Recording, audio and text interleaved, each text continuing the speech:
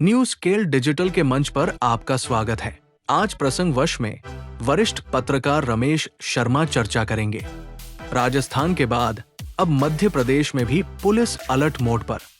मुख्यमंत्री डॉक्टर मोहन यादव का सख्त संदेश।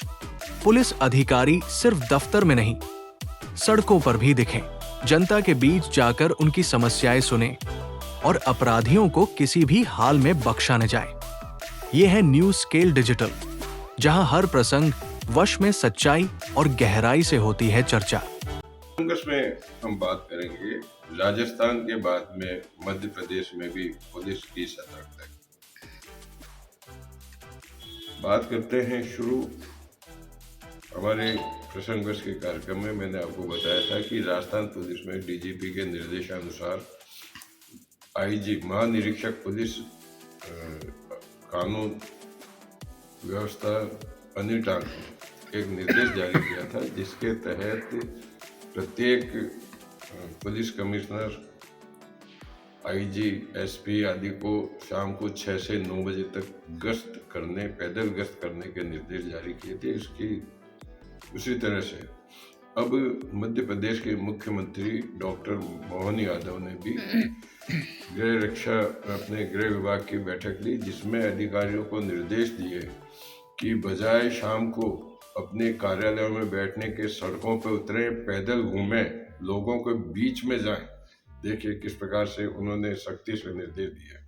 लेकिन इसकी भूमिका के पहले जाते हैं कि आखिर में इसकी जरूरत क्यों पड़ी, मध्य प्रदेश में क्यों जरूरत पड़ी। मध्य प्रदेश में रायसेन जिला है। रायसेन जिले के गोरबंद एक गांव है, जहां गांव में एक 6 साल की मासूम बच्ची से सलमान नामक युवक ने लॉलीपॉप देने के नाम पर उसके साथ में दुष्कर्म किया।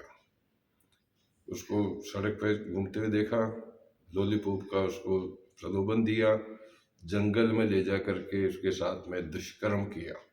और सबसे बड़ी देखिए किस प्रकार की इंसानियत है उस व्यक्ति की, उस दुष्कर्मी की, कि उसने उसको जंगल में ही छोड़ दिया और खुद फरार हो गया वहां से। जब बच्ची नहीं मिली, तलाश की गई, तो बच्ची तड़पती हुई जंगल में मिली बड़ी सर्दी में। यह घटना है शुक्रवार की और आज हो गया बुधवार। लेकिन कल मंगलवार तक जब पुलिस उस सलमान नामक व्यक्ति को पकड़ने में असमर्थ रही, तो मोहन यादव ने गृह विभाग के अधिकारियों के, जिसमें मुख्य रूप से पुलिस अधिकारियों की एक बैठक बुलाई, नाराजगी व्यक्त की और संतोषजनक जवाब नहीं देने पर रायसेन के एसपी सतीश पांडे को उन्होंने एपीओ करने के आदेश दिए। वहीं 2 सीआई को भी उन्होंने लाइन अटैच कर दिया। सबसे बड़ी बात देखिए, इसके बाद में पुलिस हरकत में आई। हालांकि पुलिस उस दिन से हरकत में थी, घटना के दिन से ही। बच्ची का उपचार अब देखिए अव्यवस्था कहाँ भी होती है। बच्ची को जब गोरबंद हुआ था, जब उसमें उसको तड़फते देखा गया, तो पास में ही एक अस्पताल है सरकारी, जहाँ उसको ले जाया गया, तो वहाँ 2 घंटे तक एम्बुलेंस नहीं मिली। जब 2 घंटे एम्बुलेंस नहीं मिली तो बच्ची की तबीयत और ज़्यादा खराब हो गई। उसको भोपाल एम्स ले जाया गया, जहाँ उसकी स्थिति ऑपरेशन करने के बाद भी स्थिर बनी हुई है। इस संबंध में पीएमओ को भी सस्पेंड कर दिया गया है।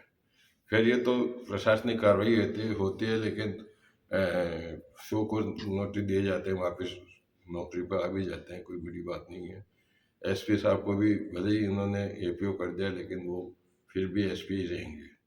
दूसरी तरफ देखते हैं इस पहलू की, तो वहाँ पर अब उस सलमान की खोजबीन के लिए पहले 10,000 का पुलिस ने इनाम घोषित किया था, लेकिन अब आज उस पर 30,000 का इनाम घोषित किया।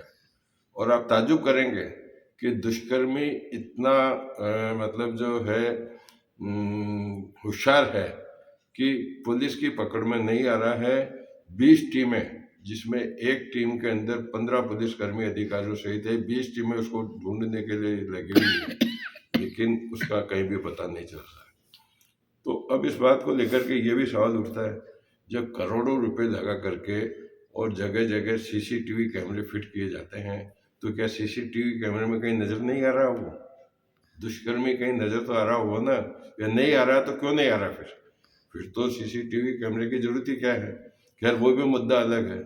लेकिन इस मामले में हम मध्य प्रदेश के मुख्यमंत्री के लिए ये जरूर कहना चाहेंगे कि उन्होंने सक्रियता से, जिस प्रकार से एक बैठक बुला करके उन्होंने निर्देश जारी किए कि अधिकारी कोई भी हो वो कार्यालय में जरूरत पड़ने पर ही बैठे, कार्यालय समय के बाद में अपने अपने क्षेत्र के अंदर निकलें, पैदल निकलें, लोगों से मिलें, लोगों की समस्याएं सुने, और इतना ही नहीं, लोगों की समस्याओं का समाधान करने का भी प्रयास करें।